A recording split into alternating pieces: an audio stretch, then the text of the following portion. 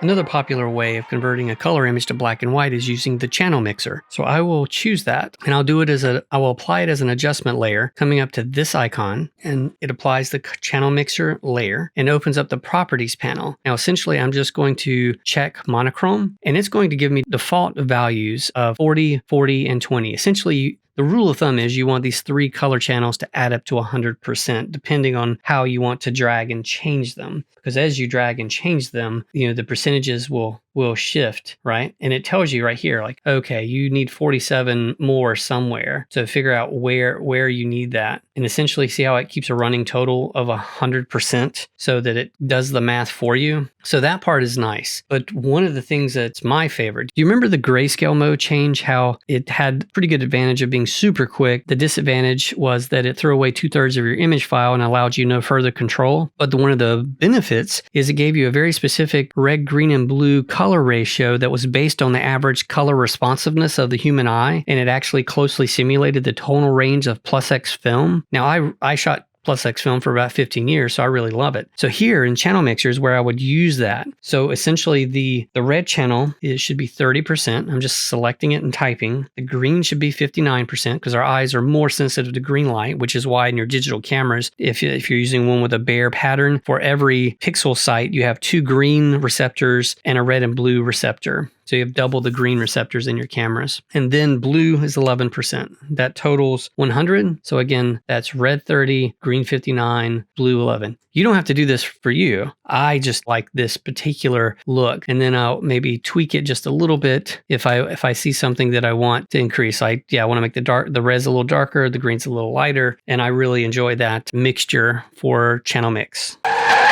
Wait. There's a bonus tip. Same thing with the channel mixer. Once you have the channel mixture to where you want it to be, wherever that may be, you can always increase the contrast just by adding a levels or a curves adjustment layer up here in this panel. I'll use levels and I'll increase the contrast the ways that I've already learned and just save that out.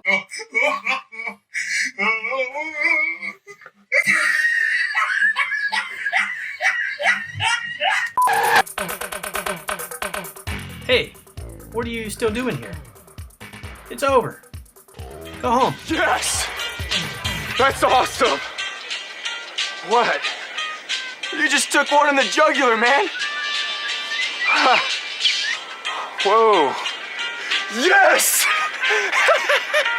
Oh my god! Oh my god, I did! Is this bad? Is this bad? You should pull that out.